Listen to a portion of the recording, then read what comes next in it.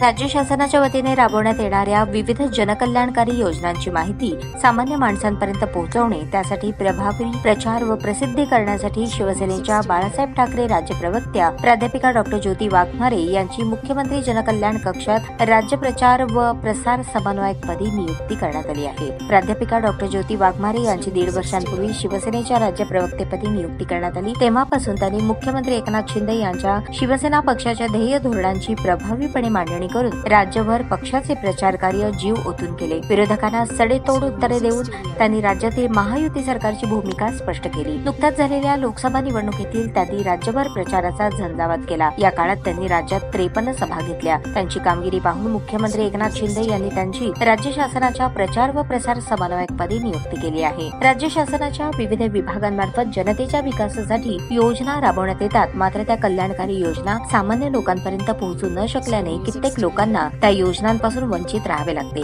शासनाच्या लोककल्याणकारी योजनांची माहिती, त्या योजनांचा लाभ समाजातील शेवटच्या घटकापर्यंत पोहोचवण्याच्या उद्देशाने मुख्यमंत्री सचिवालयात मुख्यमंत्री जनकल्याण कक्षाची स्थापना करण्यात आली आहे। या कक्षामार्फत शासन आपल्या दारी व मुख्यमंत्री महिला सशक्तीकरण अभियान राबवण्यात येत आहे। या अभियानाची तसेच योजनांची प्रभावी अंमलबजावणी होण्याकरिता प्रचार व प्रसार करण्यासाठी प्राध्यापिका डॉ. ज्योती वाघमारे यांची नियुक्ती करण्यात आली आहे। गेल्या वर्षी झालेल्या दसरा मेळाव्यात प्राध्यापिका डॉ. वाघमारे यांच्या भाषणाने महाराष्ट्र ढवळून निघाला होता। आता त्यांच्यावर राज्याच्या प्रचार आणि प्रसार समन्वयक पदाची जबाबदारी देण्यात आल्याने सोलापूरच्या लौकिकात भर पडली आहे।